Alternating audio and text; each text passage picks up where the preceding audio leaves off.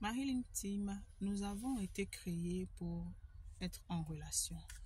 Nous avons été créés pour vivre en communauté, pas vivre en aparté, pas vivre quelqu'un là-bas, quelqu'un là-bas, deux tendus, trois appelés. C'est la raison pour laquelle le Seigneur a créé la famille. La première institution qu'il a créée, c'était la famille. D'accord? Adam et Ève. Adam était seul. Il a dit qu'il n'est pas bon qu'Adam soit seul. Il n'est pas bon que l'homme soit seul. Créons-lui, d'accord, une compagne semblable. D'accord? Créons quelqu'un qui lui ressemble. Pas quelqu'un qui est plus fort, qui est plus faible, mais quelqu'un, en fait, à qui il va s'identifier. Parce qu'au début, on parle de la création, dans l'histoire de la création. Allons-y relire nos Bibles, d'accord? Bonjour, c'est le Code Boissia. Nous avons, en fait, cette... on peut dire chronique du dimanche, d'accord, discussion du dimanche, sagesse du dimanche, ok? Donc, j'ai envie de repartir et parler, en fait, justement, partager avec vous le plan qu'on a reçu, partager avec vous ce qu'on a partagé au service, ce qu'on nous a rappelé aujourd'hui, en fait. L'importance de se rappeler que nous avons été créés pour être en relation. Nous avons été créés pour être en famille. Nous avons été créés, en fait, pour être en communauté, en fait. D'accord? Au début, le Seigneur a créé Adam et Ève. D'accord? Adam était d'abord seul et il a dit qu'il n'est pas bon. Adam, il était dans le jardin. Il y avait toutes les choses. Il ne manquait de rien en fait. Il lui a donné l'autorité, d'accord, d'appeler les animaux, d'appeler chaque animal par son nom. Donc, tous ces animaux en fait, il n'y a aucune personne, il n'y avait pas d'être semblable. Il lui dit alors, créons-lui un être semblable. Créons-lui en fait quelqu'un qui lui ressemble, quelqu'un en fait d'accord avec qui il peut parler. Parce qu'il ne peut pas parler aux chiens, il ne peut pas parler aux corbeaux. Oui, il pouvait leur donner un nom, mais il y a certaines aptitudes en fait que les animaux ne pouvaient pas obtenir, ne pouvaient pas avoir.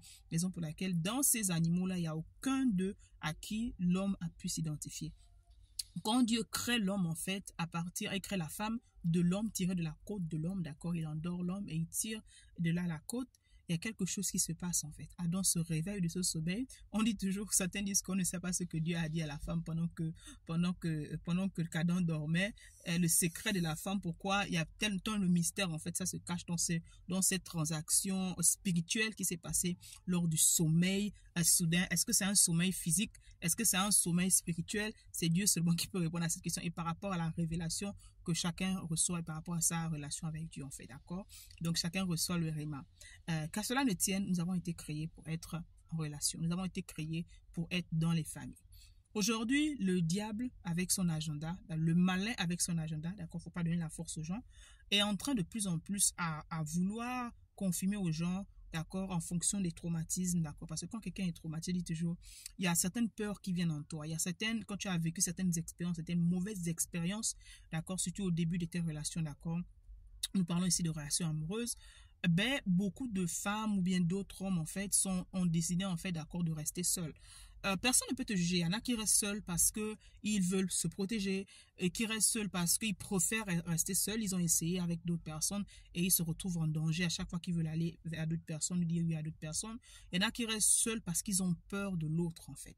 Et Dieu, il faut repartir, en fait, la personne qui a constitué le mariage, c'est Dieu. C'est pas l'homme, c'est pas la femme. C'est Dieu qui a vu Adam. C'était même Adam, c'est sûr qu'il était quelque part tranquille, en train de boire son eau au coco, en train de siroter, hein, tranquille, l'air de la mer, s'il y avait la mer dans l'Éden, tout était beau en fait. Il mangeait tranquille, il jouait avec les animaux, il s'amusait en fait.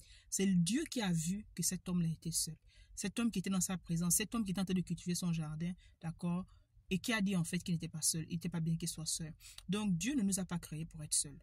Jésus, quand il vient, en fait, Jésus est né dans une famille. Il y a une raison spécifique pour nous rappeler, en fait, l'objectif. Quand nous naissons pour naître dans une famille. Nous naissons dans une famille et cette famille-là, d'accord, est constituée de deux personnes, d'êtres individus, en fait.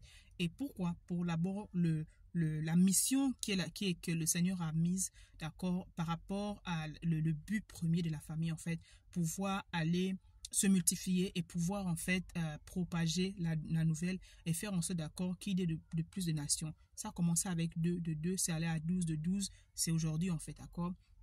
Toutes les nations qui se passent aujourd'hui ont été multipliées à partir de 2. Donc, le double fait quelque chose et ces deux deviennent un en fait.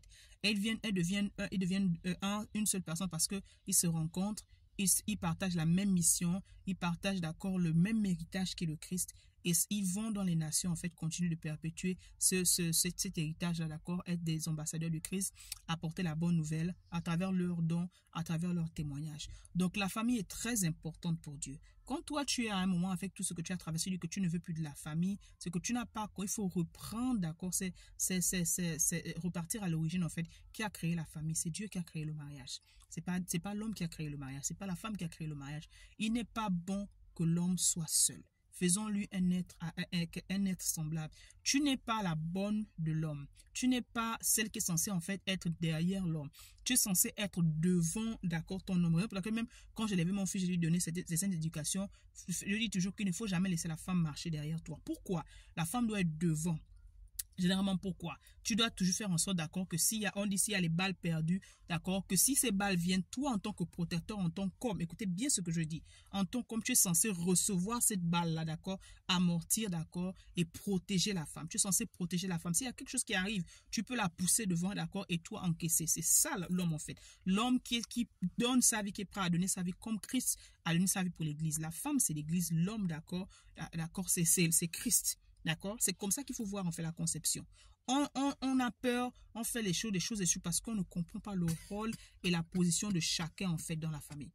Donc tu es censé être devant, tu es censé être protégé, tu es censé être choyé, tu es censé en fait qu'il te regarde, qu'il continue de t'admirer, qu'il continue de te contempler, qu'il continue de te cultiver. S'il y a quelque chose qui commence à voir, la dernière fois je vous disais que quand il y a certains hommes qui quittent leur femme ou bien qui commencent à aller, donc on encourage par manque de connaissance d'aller dehors, quand la femme, une homme n'arrive plus à faire son devoir, quand la femme vient d'accoucher, il y a des choses qu'elle ne peut plus faire correctement, ou bien par traumatisme, ou bien juste parce qu'elle est fatiguée, ou bien à un moment, en fait, la femme prend du poids, tout ça, en fait, quand tu regardes ta femme, tu la dois, parce qu'on est un être semblable. Quand tu la vois, tu dois pouvoir lire ses douleurs. Quand vous devez arriver à ce niveau où tous les deux vous identifiez, en fait. Quand ta femme a mal, tu dois avoir mal, parce que vous devez une seule chair, et tu dois l'aimer comme tu aimes ton corps. Donc, quand tu regardes ton corps, quand ton corps a mal, puisque la femme fait partie de toi, la femme est ton être égal et semblable, vous êtes connectés, en fait, vous devenez une seule chair. Donc, quand l'autre a mal, tu as mal. Quand l'autre est heureux, tu es également heureux, en fait.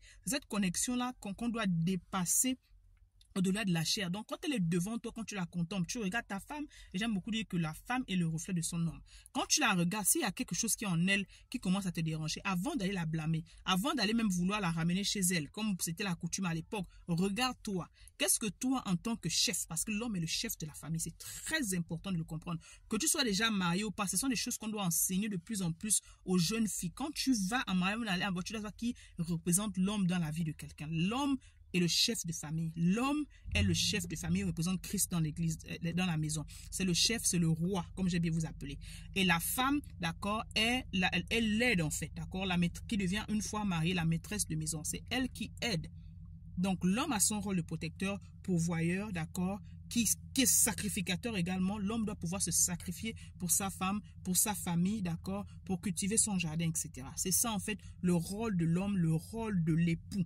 Christ a aimé sa femme, l'église, comme lui-même, et il s'est donné à elle. Il s'est donné à elle. Il était prêt à mourir pour elle. Il est mort pour l'église. Donc, un homme en tant qu'époux, tu dois comprendre que ton rôle auquel le Seigneur t'appelle, c'est de pouvoir mourir en fait en toi, mourir dans la chair, pour pouvoir d'abord faire en sorte que ta femme, la première mission qu'on a, c'est d'occuper de ta femme, d'aimer ta femme, qu'elle soit heureuse, d'accord, ce n'est pas que son bonheur dépend entièrement de toi, mais en partie de toi, d'accord, parce que si la femme est malheureuse, je vous ai dit, le Saint-Esprit n'est pas heureux en fait, le Saint-Esprit pleure. Donc il faut faire toujours en tant qu'homme que ta femme soit heureuse, que la femme en fait, d'accord, ces désirs, parce qu'on est les désirs de la femme seront assouvis seront tournés vers l'homme. Donc, il faudrait faire en sorte que les désirs de ta femme soient toujours accomplis, plus ou moins de ton mieux. Faire en sorte que le rôle spirituel que tu sais remplir en tant qu'homme soit accompli. Il faut savoir également que la coupe émotionnelle, d'accord, le vase émotionnel, c'est toi qui dois le remplir en tant qu'homme.